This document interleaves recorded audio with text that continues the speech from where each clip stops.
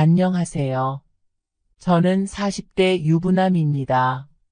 예전에 겪었던 황홀한 사연을 이야기해보려 합니다. 고단한 하루의 일과를 마무리하고 퇴근하여 집으로 가는 길이었다.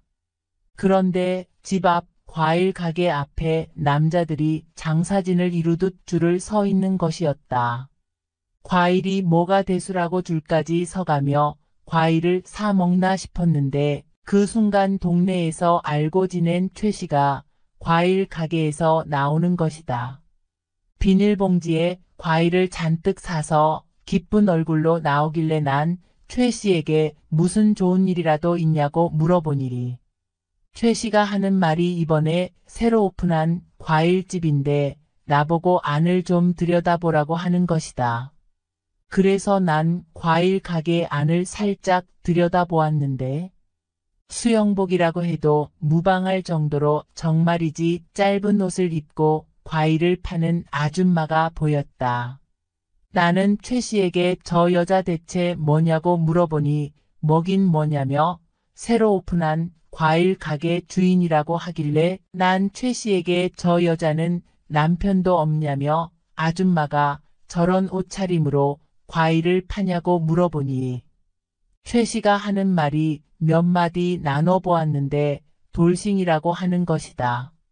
그러면서 요새 인터넷으로도 과일을 시킬 수 있고 마트에서도 과일을 살 수 있고 또한 여기저기 과일 가게가 많이 있어서 경쟁력을 키우기 위해 오픈 행사로 저런 옷차림으로 장사를 한다고 했는데 내가 보수적인 건지 몰라도 내 눈엔 영 달가워 보이지 않는 옷차림새였다.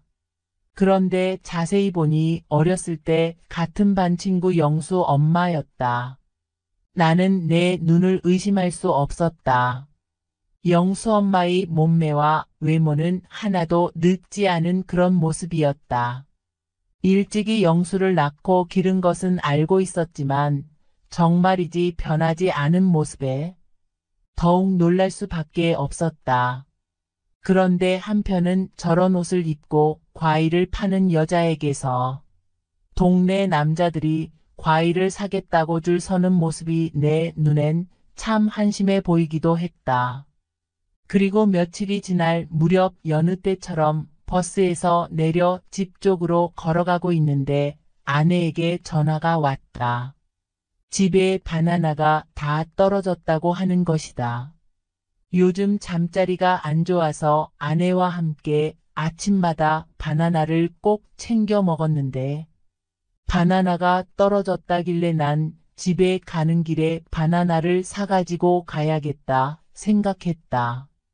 그래서 늘 가던 과일 가게로 갔는데 오늘은 사정이 있어서 문을 닫는다는 종이가 문 앞에 붙여 있었다.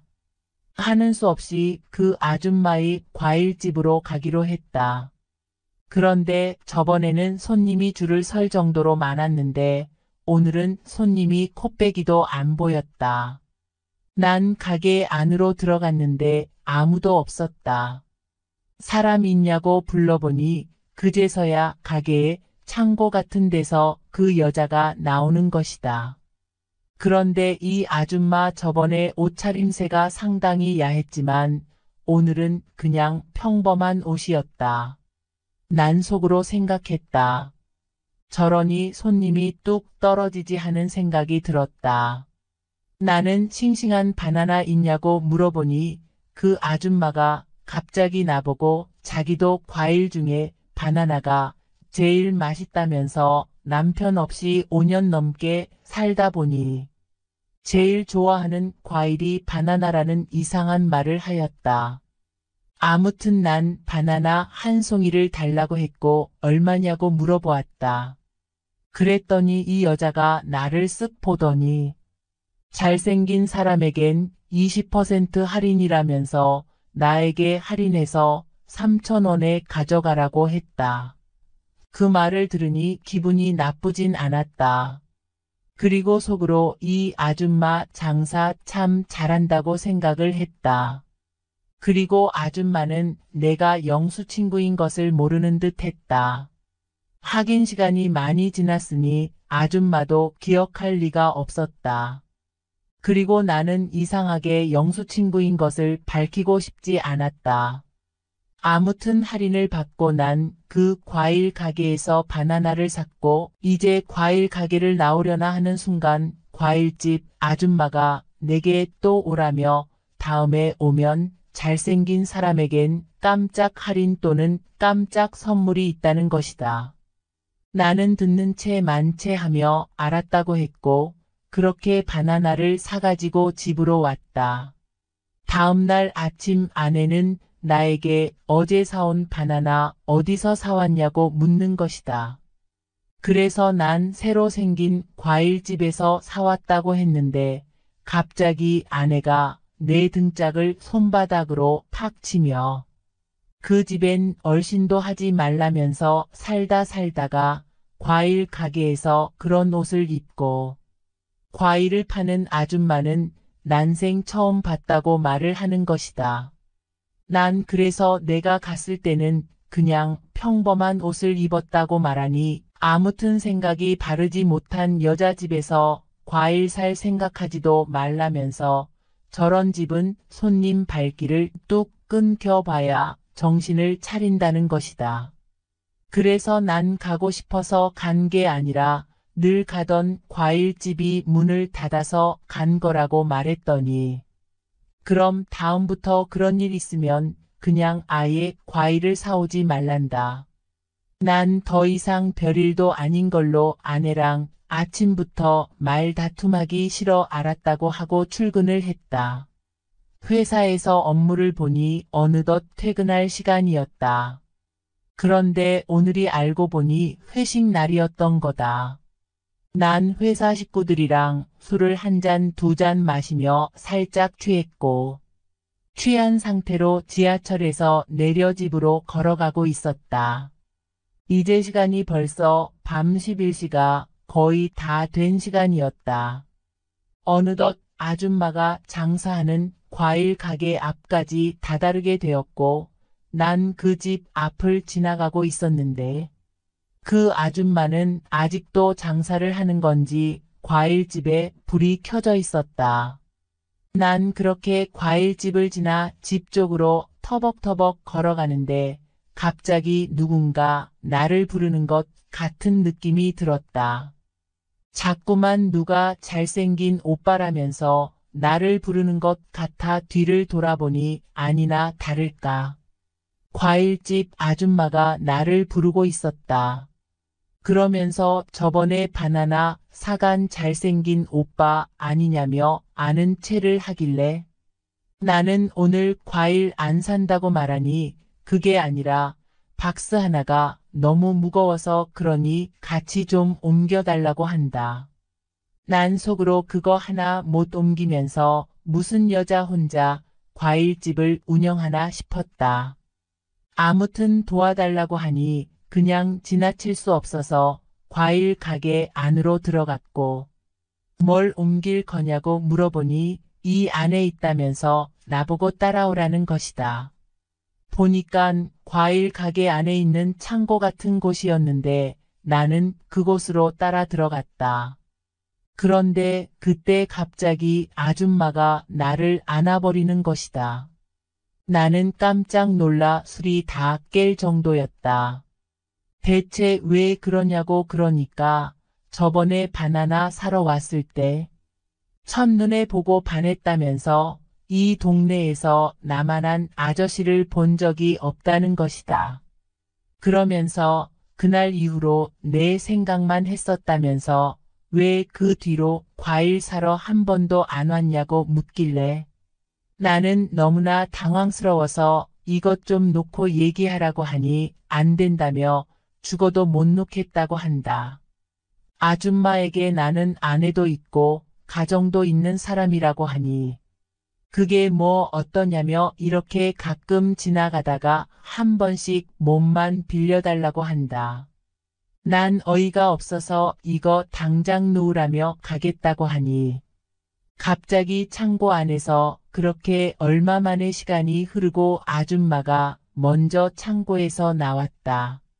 그리고 밖에 동네를 살핀 뒤 나보고 나오라고 손짓을 하였다.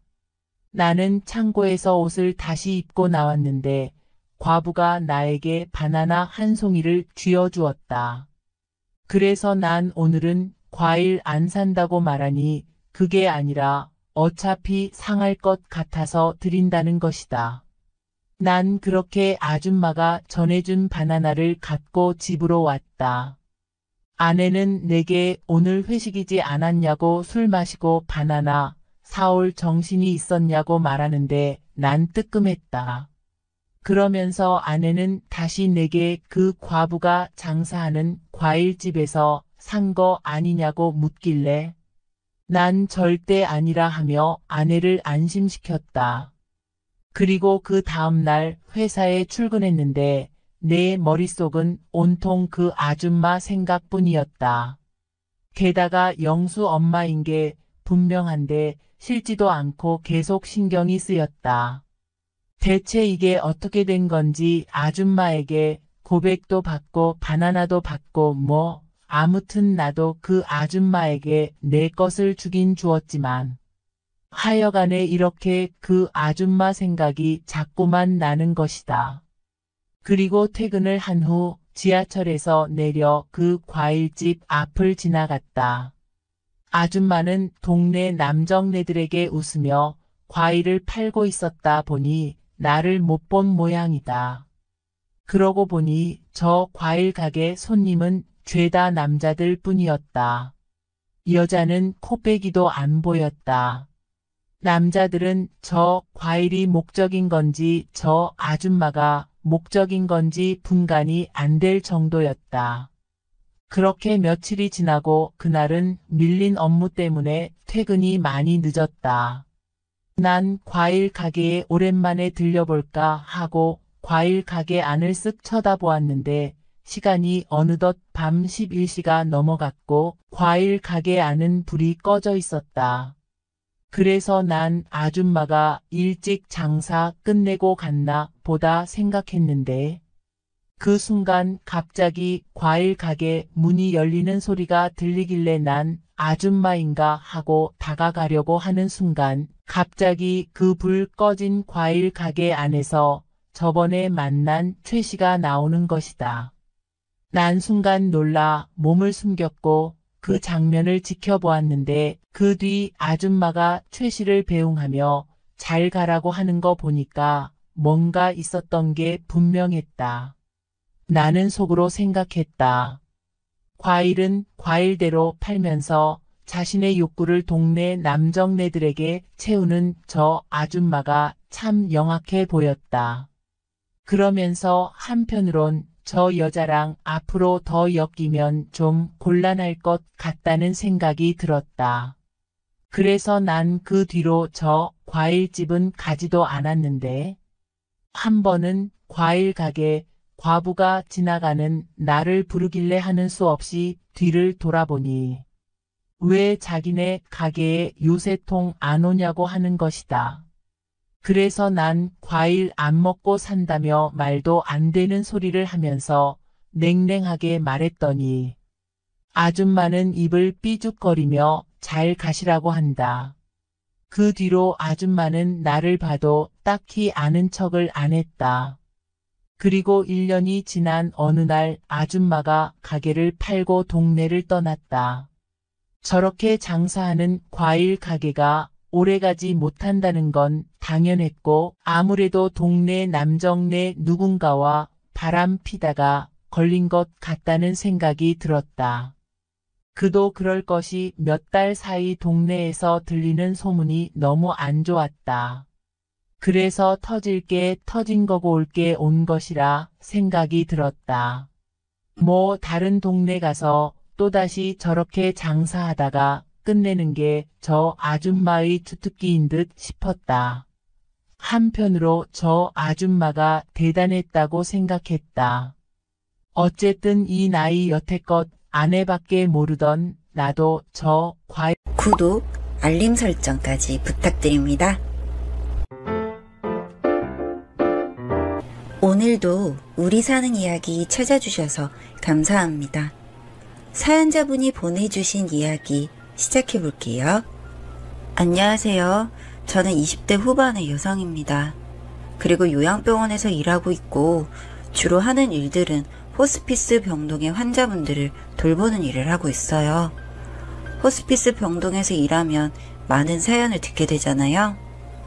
세상엔 정말 많은 사연이 있구나 하고 알게 되기도 하고 그 사연들 중에 제 사연도 참 변곡적이 많은 인생이구나 싶습니다. 저의 어린 시절은 가난했습니다.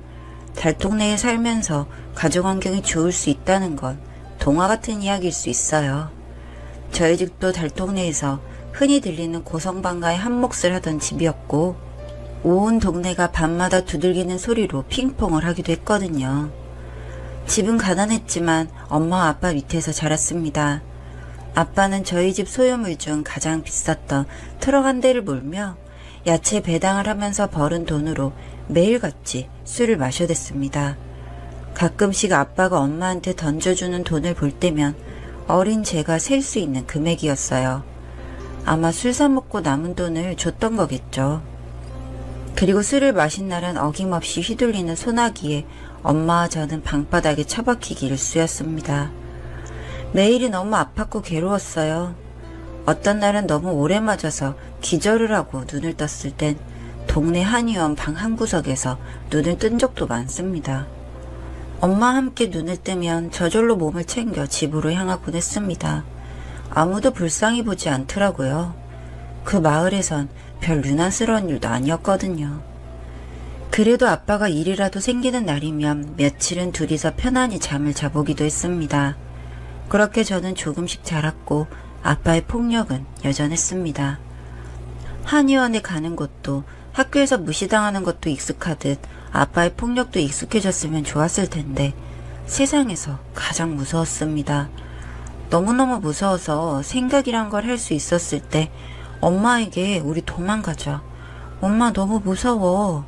우리 도망가서 살자 했지만 왜인지 엄마는 도망가지 못했고 저도 따라 도망다니지 못한 채 언제나 들어올까 전전긍긍하며 방문 앞을 쳐다보는 버릇을 가져버렸습니다.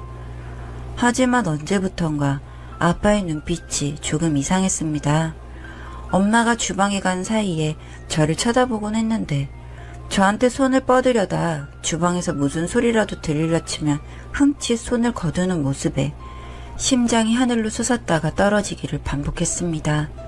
그때부터 아빠를 쳐다보기 두려웠습니다. 그러던 어느 날 엄마가 잠시 시장에 간 사이 아빠가 집에 들어왔습니다. 술에 가득 취한 채로. 하필이면 이때 엄마도 없는데 너무 무서워 꼼짝을 못하고 있는데 아빠가 절 찾더라고요. 태희야, 이리 나온나. 그 좁은 방구석에서 피할 데가 있을 리가요. 어릴 때 장롱에 숨었다가 한의원에 실려나간 이후로는 장롱엔 얼씬도 못했단 말이에요. 숨은 곳은 장롱뿐이었는데 방황은 짧았고 좁은 주방 마루에 앉아 술병을 든 아빠 손을 조심히 쳐다보며 앉아있는데 아빠의 술주정이 폭력 말고도 다른 게 있는지 몰랐어요.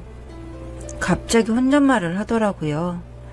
나중에 잘 들었는지 물어볼까봐 열심히 들었는데 아빠가 엄마를 만났을 때부터 이야기를 하는 거였어요. 아빠가 엄마를 알게 되고 너무 사랑하게 된 때에 엄마는 이미 사랑하는 사람이 있었고 그 사람의 아이까지 태중에 가진 때였다고. 엄마를 너무 사랑해서 다른 사람 주기에는 죽기보다 싫었다고. 자신이 더 잘해줄 자신이 있었다고. 그렇게 원하지 않는 엄마를 강제로 보쌈해서 머나먼 타지까지 데리고 왔다고 했어요. 그리고 태어난 게 저. 강제 보쌈해어도 데리고 왔고 딸도 낳았겠다.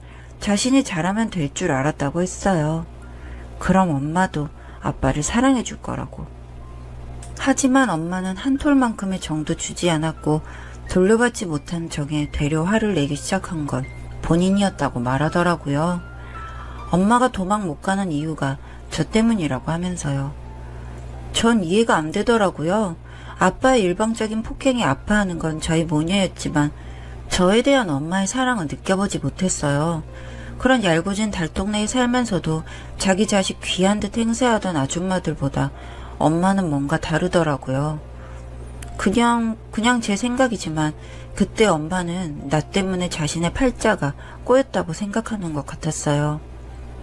네가 왜 나를 안 닮았는지 아나? 네 엄마가 내를 사랑했으면 니는 내 딸이다. 근데 니는 내 딸이 아니야. 네가 네 예미를 닮아 예쁘지. 그래, 내 딸은 아니지만. 그 이야기를 듣고 있는데 술을 마셔 충혈된 아빠의 눈빛이 이상했어요. 저를 정말로 딸로 보는 것 같지 않은 눈빛에 가만히 앉아있으면 안 된다고 머릿속에서 빨간 종을 울리더라고요. 어떻게 밖으로 뛰쳐나왔는지도 모르게 제가 갈 수 있는 먼 곳으로 도망쳤습니다. 그렇게 저는 집에서 나온 것이죠. 솔직히 고등학교도 제대로 졸업하지 않은 여자가 고상할 만한 일을 할 수가 있었을 리가요. 처음은 숙식 제공해주는 식당 일부터 다녔는데 사실 집에서 도망 나온 여자인 게 티가 났는지 돈을 제대로 안 주는 나쁜 어른들을 꽤 겪었습니다. 그런저런 일을 전전하다가 숙식을 제공해주는 간병인 일을 어쩌다 하게 됐는데 제가 했던 그 많던 일 중에서 가장 사람 취급을 해주는 일이더라고요. 어리다고 무시하고 손잡는 것도 맘대로 잡고 쳐다보는 눈빛들도 이상했던 그런 일들과는 다른 게 일만 제대로 하면 선생님, 김쌤 이런 호칭까지 붙여주면서 잘 부탁한다고 인사까지 해주는 일은 처음이었습니다. 그때부터는 계속 간병인 일만 해왔습니다. 간병인 일 정말 힘든 곳입니다. 히스테릭해질 대로 히스테릭한 사람들도 천지고 네 맘도 내 맘도 아닌 갈대같이 구는 사람도 별나게 텃세를 부리는 사람도 많았어요. 온갖 오줌 냄새, 똥 냄새에 씻겨도 줘야 하고 수치스러워 하시지 않게 속옷도 잘 입혀드려야 하고 매일 100번은 루틴되는 옛날 얘기도 재미나게 들어줘야 합니다. 말한 것보다 말 못한 괴로움이 많지만 저는 다른 일을 시도할 만큼 마음의 여유가 없었어요. 그렇게 시작된 간병인 일이 입소문을 타고서 부자 동네에 나이 많은 어른들 중에 푹 맞아 쓰러지신 분의 간병인을 구한다며 하여 소개를 받았고 찾아간 부잣집에서 면접을 본 후 일을 시작했고 수입도 꽤 높았습니다. 아마 제 평생에 월급날이란 것도 따로 정해져 있고 월급날 다음 날까지 월급들이 남아있던 때도 요때가 처음일 거예요. 그리고 간병하던 분이 편안한 임종을 맞이하셨는데 저는 또 다른 곳을 찾아야 한다는 생각에 조금 막막했습니다. 그런데 감사하게도 그 집에서 또 다른 부잣집을 소개해 주셨어요. 이번에 간병하게 될 분은 루게릭병이 진행된 분이었고 이미 목 아래로는 감각이 없어 아무것도 할 수 없는 상태라고 오랜 시간 간호가 필요한 분이라고 했었어요. 그분이 주신 주소를 찾아가는데 문 앞에서 문을 열어준 건 할아버지셨습니다. 할아버지라고 하기엔 그렇고 딱 제 아빠 나이 정도 되었나 싶은 분이었죠. 그분은 제게 몇 가지를 물었습니다. 면접 비슷한 건가 보다 하고 대답을 했죠. 그러면서 환자는 자신의 와이프이고 자기는 남편이라고 소개를 하시더군요. 말을 이어가는 눈빛이나 목소리, 전반적인 분위기가 와이프를 아주 많이 사랑하고 아끼는 분 같았습니다. 그래서 생각했죠. 병에 걸렸어도 이분은 행복한 사람이라고요. 여튼 그렇게 면접 비슷한 걸 보고 나서 제가 마음에 드셨는지 와이프를 만나러 가자고 하시더군요. 걸어서 그분이 계시다는 방으로 들어갔고 그분은 휠체어에 앉아서 창 쪽을 바라보고 계시더군요. 남편분이 다가가서 어깨를 두드리더니 여보, 새로운 간병인이 왔어요. 얼굴 보고 인사할까 우리? 참 다정함이 뚝뚝 묻어나는 분이시더군요. 여튼 그렇게 그분과 처음 인사하기 위해 다가가는데 저는 충격에 다리가 풀려 주저앉을 뻔했습니다. 너무나 익숙한 얼굴, 나이는 들었지만 분명 그분은 제 엄마였어요. 엄마도 저를 보고 알아보신 듯이 놀라신 표정으로 절 바라보더니 눈물을 흘리기 시작했습니다. 갑작스럽게 눈물을 흘리는 와이프를 보고 놀란 듯 왜 그러냐고 하시더니 저보고 좀 나가 있어 달라고 하시더군요. 저도 워낙 놀란 상태이다 보니 혼자서 거실 소파에 앉아 숨을 고르고 있었습니다. 도대체 엄마가 왜 여기에? 그리고 저 남자가 지금 한 집에서 여보 당신 하면서 살고 있고 그 다정하게 아내라고 말하는 그 남자가 엄마의 남편이라고? 달동네에서 나와 폭력을 견디며 살았던 엄마가 이런 부잣집 사모님이라고? 거기에 루게릭병까지? 정말 이게 무슨 일인지 아무리 생각해봐도 정리가 안 되더라고요. 그런 생각도 잠시 그 남편분이 나오셔서는 저보고 안사람이 부른다면서 들어가 보라고 하더군요. 저도 물어볼 게 너무 많았기 때문에 곧장 그 방 안으로 들어갔습니다. 저는 엄마를 보며 내가 잘못 본 거 아니지? 엄마 맞지? 맞아. 맞아, 태희야. 엄마야. 이게 도대체 무슨 일이야? 지금 여긴 어디고 같이 사는 저 남자는 누구고 엄마 왜 그러고 있어? 저는 참지 못하고 질문만 막 쏟아내고 말았습니다. 저는 사실 엄마를 만나게 된다면 엄마가 정말 싫다고 말하려 했습니다. 어릴 때의 원망이 너무나 커서 그런 상태로 나를 왜 내버려뒀는지, 왜 도망가지 않아서 내가 이렇게밖에 못 살았는지 그런 원망들이 떠올라 그냥 그 집에서 나와버릴까 했습니다. 그런데 또 한편으로 궁금하더군요. 그렇게 도망 나오고 어떻게 됐는지, 그리고 어떻게 이곳 부잣집에 있는 건지, 아직 얼굴은 마비되지 않아 표정이 여실히 살아있는 엄마에게 어떻게 된 거냐고 물어볼 수밖에 없었죠. 엄마는 제 물음을 듣고 있다가 차분히 이야기를 시작하셨습니다. 수년 전 엄마는 술주정뱅이에게서 제가 도망간 것을 알게 됐고 본인도 도망 나왔다고 하시더군요. 아빠의 말대로 저 때문에 맞으면서도 도망가지 못하고 버릴 수 없어서 참고 참았다고. 그리고 사랑했던 그 남자를 찾아 헤매었다고요. 하지만 이미 그분도 결혼을 한 상태였는데 엄마가 갈 곳이 없어서, 그러니까 제 친아빠에게 의탁을 부탁했는데 알고 보니 제 친아빠도 살고 있던 그분과는 원치 않은 결혼이었던 겁니다. 그래서 뒤늦게 다시 만나 그분이 엄마에게 고백을 했다고 합니다. 아직 잊지 못하고 사랑하고 있다고요. 지금 이분과는 원치 않은 결혼이었기 때문에 한순간도 행복한 적이 없었다고요. 이 여자 역시 나와는 그저 겉으로만 부부인 척 살아가고 있다고요. 그러니 이제라도 남은 삶은 당신과 함께하고 싶다고 하셨다고 합니다. 그리고 엄마는 고민 끝에 제 이야기를 꺼내놓으셨다고 했습니다. 사실 그때 말도 못하고 어떤 남자에게 보쌈당하듯 끌려가서 소식도 못 전했지만 그 당시 뱃속에 당신과 내 아이가 있었다고요. 그 사실을 알고 두 분은 저를 찾아보려고 준비를 하고 있었는데 하필 그때 엄마에게 병이 찾아왔다고 했습니다. 우선은 사람을 낫게 하고 같이 오래 살고 싶었기 때문에 두 분은 저보다도 엄마의 병에 좀 더 신경을 쓸 수밖에 없었다고요. 생각보다 병이 빠르게 진행이 되어서 정말 하루하루가 만나서 행복하면서도 슬프고 하늘이 원망스럽고 그랬다고요. 그리고 그 친아버지는 절 면접봤던 그분이라고 하시더군요. 사실 그동안 나를 그 폭력 안에서 구해주지 않았던 엄마에 대한 원망이 가득했는데 저를 찾으려 했었다는 그 말에, 미안하다는 그 말에 마음이 조금 나아졌습니다.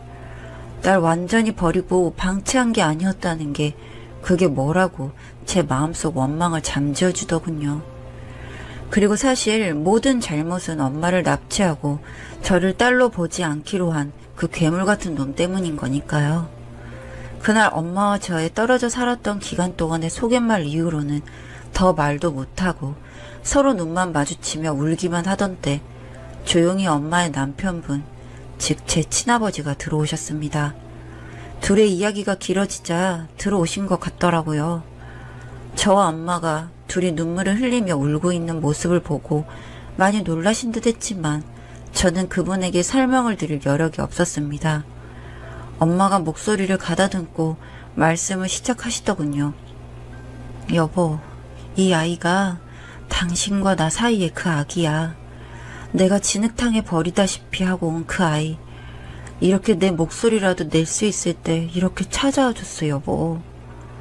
뭐라고? 태희 씨가 내 딸이라고?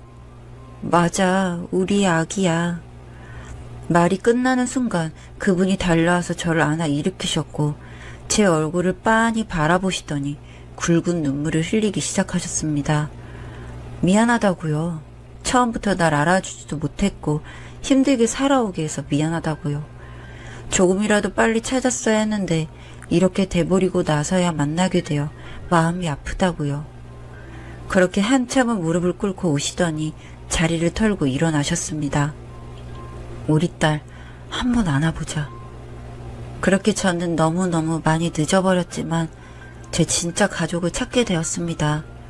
한편으로는 엄마의 목소리가 남아있을 때 이렇게 만난 게 너무 다행이라는 생각과 왜 이제서야 우리는 만나게 되었는지에 대해 억울하기도 했던 것 같습니다. 그렇게 여러 날을 보내고 엄마와 아빠 시간을 보내면서 조금씩 그 억울함은 풀리기 시작하더군요.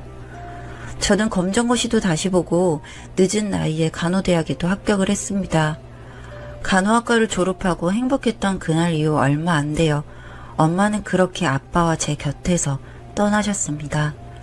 준비된 이별이었지만 많이 슬펐습니다. 하지만 저는 또 한 번 힘을 내기로 했습니다. 제 곁엔 저를 아주 많이 사랑해 주시고 응원해 주시는 아빠가 계시니까요. 나를 전혀 사랑하지 않는 것 같다고 생각했던 엄마가 사실은 날 많이 사랑했었고 여기에 아빠의 정까지 느낄 수 있게 해주신 것에 감사합니다. 아빠와 함께 엄마를 지극정성으로 간호했듯 이제 남은 삶은 하나뿐인 아빠를 위해서 효도하며 살아가려고 합니다. 그리고 저는 현재 과거에 간병인으로 일했던 경험을 살려 호스피스 병원에 취업하게 되었습니다. 마지막으로 들러가는 이 공간에서 저는 많은 분들에게 사랑을 드리려고 합니다. 여기까지 봐주셔서 감사합니다. 사연은 여기까지였고요. 우리 사는 이야기 시청해주셔서 감사합니다.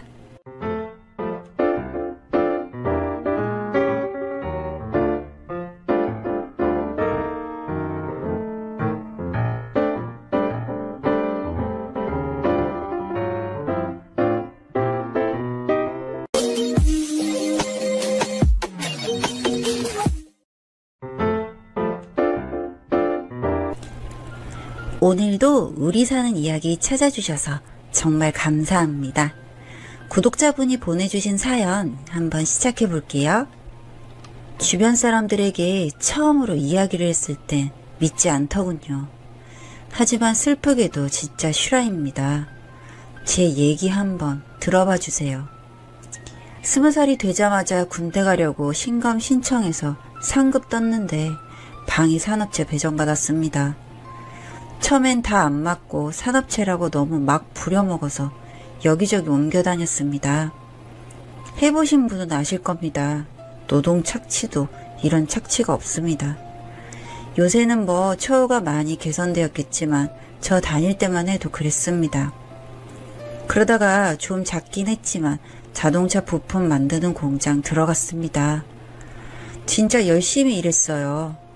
월급 100만원 조금 넘는 거 받으면서도 한 푼 한 푼 다 모았고 정말 성실히 일하니 공장 사람들도 좋게 봐주고 사장님도 아들 같다며 좋아하셨습니다. 그런데 사장 딸이 대학교 방학이라고 사무실에서 하는 것도 없으면서 괜히 나와서 껄떡대고 잔심부림이나 하면서 월급 축내는 년이었는데 이쁘긴 또 이뻐가지고 훔쳐보고 그랬습니다. 회식하다가 친해져서 번호도 받고 연락하고 지냈습니다. 저 뭐 대학교 가본 적도 없고 갈 생각도 없었던 터라 맨날 대학교 얘기하고 그러면 친구들한테 대충 무슨 뜻인지 묻고 나서 답장하고 그랬는데 눈치도 없게 어디 대학교냐 자꾸 묻고 그러기에 대학 안 나왔고 20살 되자마자 공장 떠돌았다고 솔직하게 말했습니다. 그랬더니 그럼 평생 뭐 해먹고 살래? 그래서 그냥 계속 공장이나 다니면 되지 했죠. 그러니 그럼 우리 아빠 공장에서 계속 일해라 하기에 그래 그러겠노라 했습니다. 그리고 진짜 전역하고도 계속해서 거기서 일했죠. 거의 2년 넘게 거기서 일하니 많이 친해지기도 했고 뭐 진짜 약간 썸 같은 그런 느낌이 들어서 고백했습니다. 그랬더니 이제 사회인이라고 고백하는 거냐고 나 남자 많은데 받아줄까 말까 하기에 받아줘 구걸해서 사귀었습니다. 미친놈이었죠. 그때 안 그랬어야 했는데 그렇게 사귀고 나서 그 여자는 대학생이었기에 자주 보진 못했습니다. 주말에 본가 오면 보고 가끔 쉬는 날 제가 차 끌고 올라가서 보고요. 전역하자마자 한 달에 70만 원씩 모은 걸로 차 한 대 뽑았거든요. 그 자신감에 고백한 거기도 하고요. 근데 자취한다는 것 자체가 찌름했는데 맨날 자취방 가보면 술병 널브러져 있고 남자 흔적 있고 그래서 싸운 적이 한두 번이 아닙니다. 다 친구고 둘이 술 마시는 것도 아니고 그냥 자취방이지 아지트 비슷하게 돼서 과 애들 우르르 왔다가 우르르 가는 거라고요. 그냥 대학생활을 제가 잘 모르니까 그런 경우도 있구나 싶어서 제가 먼저 미안하다 하고 만났죠. 그렇게 걔 졸업하고 할 줄 아는 것도 없는 터라 본가로 돌아왔습니다. 지방대 무시하는 건 절대 아닙니다. 지방대에서 학점 2점대, 저는 학점 이런 거 의미도 몰랐는데 학점 3점 넘겼다고 너무 좋아했던 적이 있어서 2점이면 괜찮은 건 줄 알았습니다. 그렇게 해놓은 것도 없이 졸업했으니 비빌 곳이 어디 있겠습니까? 사장님이 할 거 없으면 공장에서 일하라고 하셔서 또 나와서 빈둥빈둥. 생산직은 죽어도 하기 싫대고 사무실에서 작업복 치수나 재고 간단한 행정 업무나 보고 그랬죠. 근데 연애하는 청춘 남녀가 한 공장에 있으니 몰래 계단에서 뽀뽀하기도 하고 그랬습니다. 그러다가 회사 사람들한테 들켜가지고 사장님 귀에도 들어갔죠. 진짜 죽었다 싶었는데 의외로 좋아하셨습니다. 땡땡이 그렇게 안 봤는데 여자한테 인기 좀 좋은가 보네 하고 웃으시고 예쁘게 만나라고 하시고요. 아마 제가 성실하게 몇 년 불만 없이 일하니 좋게 봐주신 거겠죠. 그렇게 시간이 계속 지나고 제가 26살쯤 되었을 때 사장님이 먼저 저거 자네가 좀 데려가라고 먼저 말씀하셨습니다. 맨날 술 먹고 들어오고 이런 거 정말 꼴보기 싫다고 결혼이라도 하면 좀 나아지려나 싶다고요. 가진 것도 아직 많이 없고 결혼하기엔 제가 너무 어리고 부족한 것 같다 했더니 그만하면 어른이라며 사람 됨됨이 보면 미래가 어느 정도는 보이는데 믿을 수 있겠다고 하시길 그럼 어떻게든 혼자 힘으로 데리고 갈 수 있을 때 데려간다고 약속드렸습니다. 근데 그렇게 말하고 나니 마음이 계속 싱숭생숭해서 일이 손에 안 잡히더라고요. 빨리 준비해서 결혼해야겠다는 생각밖에 안 들고 그래서 그냥 3개월쯤 지났을 때 청혼했습니다. 근데 별로 좋아하는 눈치는 아니었는데 사장님이 평소에 계속 결혼하라고 했었는지 그래 알겠다고 하더군요. 그렇게 결혼했습니다. 그리고 신혼 때는 진짜 좋았어요. 누구 눈치 안 보고 이렇게 같이 산다는 게 너무 행복했습니다. 저희 집은 저 밀어줄 형편도 안 되고 공장 사장님 딸이랑 결혼한다 하니 얼른 가라 하셨죠. 그렇게 행복한 나날들 보냈습니다. 그런데 애가 가면 갈수록 철이 들어야 되는데 너무 철없고 조금씩 그 사람의 실체가 보이기 시작하니까 조금 짜증나는 부분이 있었죠. 그놈의 친구들은 왜 그리 좋아하고 매일 만나는지 뭐하는 애들인지 진짜 궁금했습니다. 근데 제가 친구라고는 중고등학교 몇 명밖에 없어서 오빠는 친구도 많이 없어서 잘 모르잖아 하는데 뭐라 합니까? 원래 이 나이 때 애들은 그렇구나 싶어서 그냥 뒀죠.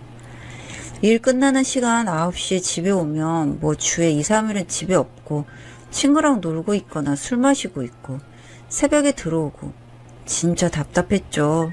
그렇다고 사장님한테 딸 이러니까 반품할게요 할 수도 없는 노릇이고 물어보면 잘하고 있다고 둘러대주고 막아주고 그랬죠. 그래서 임신하면 좀 나아질까 싶어서 임신하자고 설득해도 아직 너무 어리다고 난리치고 임신하면 술, 담배 못한다고 싫다 하고요. 담배 피는 것도 사장님한테는 비밀이라 해서 눈 감아주고 있었는데 그러니까 열받더라고요. 점점 체념하고 살아갔습니다. 그렇게 2년 더 지나고 곧 30을 바라보고 있는데 일이 터졌습니다. 임신을 했대요. 그래서 너무 기뻐했는데 생각해보니 관계한 적이 없어요. 거의 한 달 넘게 지난 것 같은데 몇 주냐고 물으니 3주래요. 아무리 생각해도 이해가 안 돼서 장난치냐고 누구 있냐고 하니 다른 남자애라고 말하려고 했대요, 방금. 진짜 이건 뭔가 싶어서 그럼 누구이냐고 물으니 저희 공장 산업체 애라네요. 얼마 전에 들어온 애인데 남자가 봐도 키 크고 잘생겼고 운동하는 애인데 어디가 다쳐서 들어오게 된 것까지 알고 있었습니다. 그런데 무슨 이게 날벼락치는 소리인가 싶어서 자세하게 말해보라 니 그 애 들어오고 나서 처음 들어오는 애는 사무실에 들락날락 하게 될 일이 많아서 자주 보다가 인사정보 보고 본인이 먼저 카톡해서 만났다네요. 그래서 술 한잔 먹고 나서 필름 끊겼는데 그때 임신된 것 같대요. 뭐 이런 게 다 있나 싶어서 이혼하자 했습니다. 그랬더니 이혼하재요. 그 남자 너무 좋다고. 애 가져서 그런 게 아니라 진짜 너무 사랑한대요. 만난 지 2주 됐는데.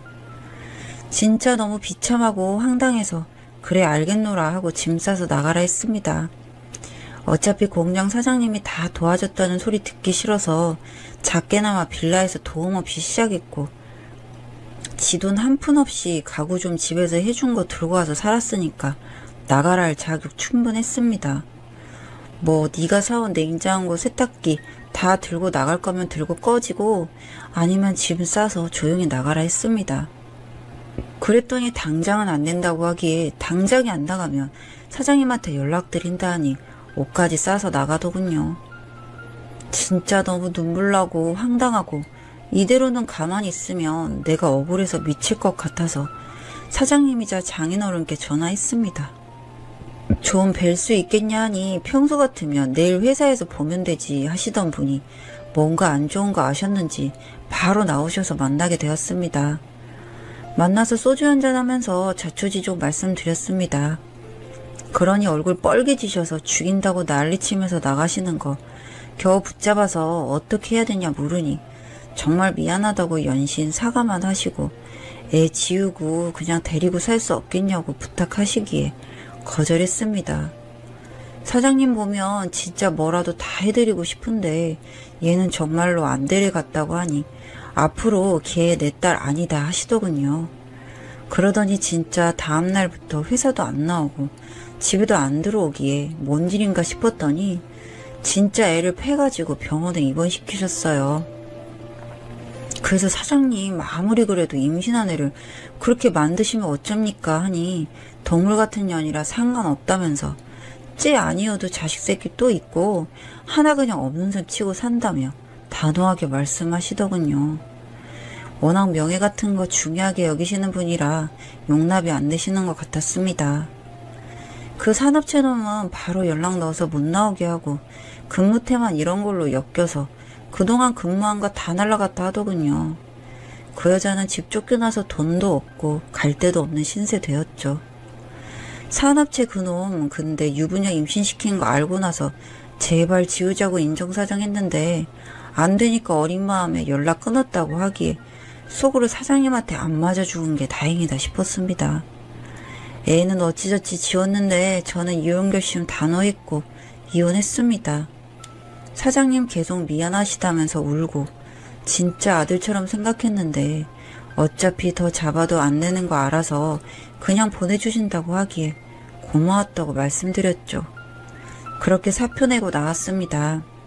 사장님이 추천해 주신 덕에 동종업계에 좋은 자리로 들어가 지금도 회사 생활하고 있고 자주 만납니다. 이젠 장인어른이 아니라 업계 선배로서 조언도 듣고 그러고 있습니다. 그 여자는 아직도 집에 못 들어가고 그냥 영 끊고 산다고 하시더군요. 미친 동물 같은 땡이라고 맨날 욕하세요. 가끔 연락 옵니다. 제가 번호 차단할 만큼 모지지는 못해서 그냥 뒀는데 답장은 하지 않고 그냥 온 문자 보죠. 미안하다고 후회한다고요. 그럴 수밖에요. 저한테 이혼당하고 그 어린 놈한테 배신당하고 이제 갈 곳 없으니 저 찾는 거죠. 저도 뭐 좋아하기에 연애도 했고 결혼도 했지만 제가 너무 어린 나이에 여자 한번 못 사귀어보고 만난 여자라 저 보는 눈이 많이 부족했다고 인정하고 그냥 제 마음에서 보냈습니다. 이제 30대가 넘었는데 이혼남 딱지 붙어 있으니 앞으로 좋은 헌처 있을지 모르지만 저도 뜨거운 사랑 한번 해보고 싶네요. 읽어주셔서 감사합니다. 사연은 여기까지였고요. 우리 사는 이야기 시청해주셔서 감사합니다.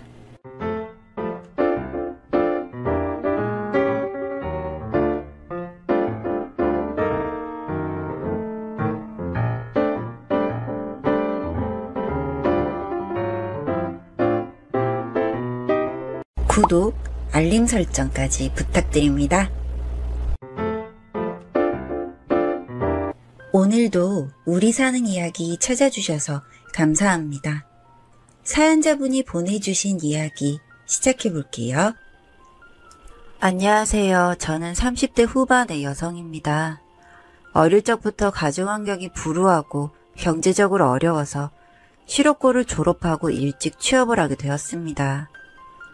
요즘 같아서는 상상이 안 되는 달동네 판자촌에서 낳고 자랐으니 사람들은 얘기를 해도 모르겠다고 하더군요. 공동 화장실은 악취도 심하고 물이 잘 내려가지도 않았습니다. 그런 곳에서 실업고를 버스 3번을 갈아타고 다니며 공부를 했습니다. 살 길은 공부밖에 없다는 생각에 나름 열심히 해서 졸업하고는 좋은 성적으로 공기업에 입사하게 되었습니다. 저는 외모도 출중하고 일도 잘했지만 학벌이 걸림돌이 돼서 아무리 다녀도 급여나 복지후생에 있어 발전이 없었습니다. 정말 아주 조금씩 나아지긴 했으나 그게 너무 아주 조금이라 체감조차 못하는 정도였으니까요. 때로는 출근하는 아침이 싫어서 도망가고 싶을 때도 많았습니다. 그런 제게 큰 변화가 일어나는 사건이 일어났습니다. 정말 기적 같은 일이었죠. 입사 초부터 저에게 무척 잘해주는 대졸 남자 사원이 있었습니다. 나이는 저보다 2살 많았지만 좋은 학벌에 성격 좋고 외모도 훈훈한 남자였습니다. 여직원들의 대시가 끊이지 않았고 항상 시기와 질투까지 몰고 다니는 멋진 남자였죠. 듣기로는 집안도 좋아서 부모님이 대학 교수에 건물도 몇 채 가지고 있다고 했습니다. 저는 그 사람이 가진 조건이 너무나 마음에 들었지만 워낙 저하고는 차이가 많이 나서 바라보는 것만으로도 많이 행복했습니다. 그는 다른 여직원에게 대하는 것보다 저에게 물심양면으로 잘해주고 아침에 출근하면 책상 위에 모닝커피와 샌드위치도 놓여져 있곤 했습니다. 아마도 그 사람은 제가 새벽같이 나오느라 밥도 못 먹는 걸 알고 있는 것 같았죠. 하지만 이래서는 안 되겠다 싶어 어느 날 제가 그 직원을 불러서 말했어요. 저에게 잘해주는 것은 고맙지만 사람 마음 흔들지 말고 좋은 사람 만나길 바란다고 했습니다. 그런데 그 사람은 제 말이 끝나자마자 절대 그럴 수 없다고 저를 오랜 시간 지켜봤는데 정식으로 사귀자는 겁니다. 믿을 수가 없었습니다. 저에게 그런 행운이 찾아올 줄 정말 몰랐습니다. 그는 제게 결혼을 전제로 사귀고 싶다면서 그 이후에도 정말 하늘처럼 저를 귀하게 대했습니다. 전 꿈인지 생시인지 볼을 꼬집어 볼 정도로 행복한 나날들이었죠. 다른 여직원들이 저를 부러워하다 못해 모함할 정도로 그는 저를 리드했고 교제한 지 1년도 지나지 않아 그 남자는 결혼하자고 하며 예비시댁에 인사를 드리러 가자고 하더군요. 그렇게 인사를 드리러 가긴 했는데 부모님이 절 좋아하지 않으시더군요. 사실 예상 못했던 건 아니지만 남친 부모님의 반대가 매우 거셌습니다. 남친은 명문대 석사까지 마치고 정년 보장되는 공기업 직원에 조건 좋은 집안에 혼처가 줄을 섰는데 제가 마음에 드실 리가 없었던 거죠. 솔직히 저도 속은 상했지만 그런 부분이 아예 이해가 되지 않는 것도 아니었고요. 하지만 저희 둘은 그럴수록 애정이 더욱 깊어져 갔습니다. 남친은 저에게 어느 날 자신의 부탁을 들어달라고 하더군요. 남친은 먼저 아기부터 갖자고 했습니다. 요즘 말로 속도 위반이라고 하죠. 그래야 부모님이 허락해 주실 것 같다고 하며 절 설득했고 정말 남친의 말대로 그제서야 예비 시부모님은 관계를 인정하고 결혼을 허락하셨습니다. 남친은 저뿐만 아니라 저희 부모님에게도 정말 잘했습니다. 그날은 상견례 날이었는데 저희 부모님은 상견례 자리에서 우왕좌왕하고 기본 식사 예절도 몰라서 헤매는데 남친은 인상 한번 찌푸리지 않고 친절하게 대해주더군요. 그 모습에 저희 부모님도 남친을 더욱더 좋아하고 신뢰하게 되었던 것 같습니다. 그렇게 우여곡절 끝에 결혼 준비를 시작했고 신혼집은 남편 직장 근처 아파트 전세를 해주셨고 시부모님들은 제게 직장을 그만둘 것을 요구하셨습니다. 임신 중에 힘들다는 이유였지만 실은 차이나는 결혼을 한 탓에 주위 친지들에게 부끄러웠던 겁니다. 같은 직장을 다니면서 실업고 출신이라는 게 알려지면 창피할까봐 그러셨던 거였어요. 하지만 저는 임신 5개월에 예식을 치르고 신부 수업을 받으며 달콤한 신혼생활을 보냈습니다. 그런데 시부모님들의 매일 안부 전화와 주말마다 찾아오라는 요구가 점점 힘들어졌습니다. 몸도 힘든 데다 정신적으로 지쳐갔던 거죠. 솔직히 남편도 내색은 안 하려고 했지만 중간에서 입장에 매우 난처했던 것도 사실이었습니다. 콧노래도 한두 번이라고 시댁에서는 제 학벌이나 집안이 처지는 것과 혼수도 변변치 않게 해온 것을 볼 때마다 지속적으로 모욕을 주고 저희 부모님을 천박하다는 듯 깎아내리시는 것을 참기가 괴로웠습니다.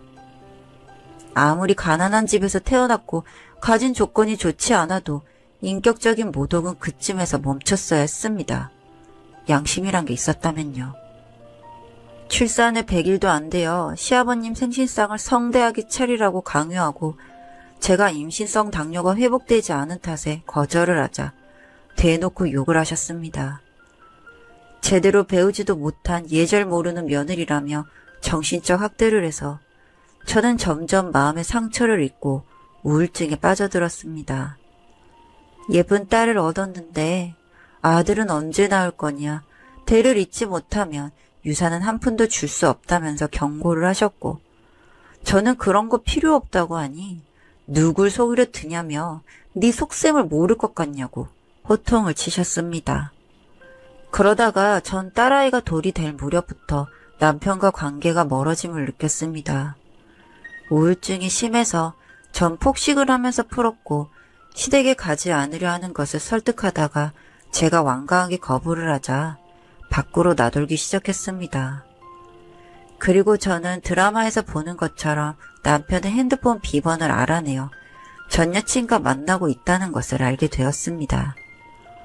나중에 한 사실인데 남편의 전 여친은 해외 유학파의 준재벌 집안의 외동딸이었는데 결혼이라는 제도 자체를 거부해서 눈물을 머금고 헤어졌다는 과거를 말이죠.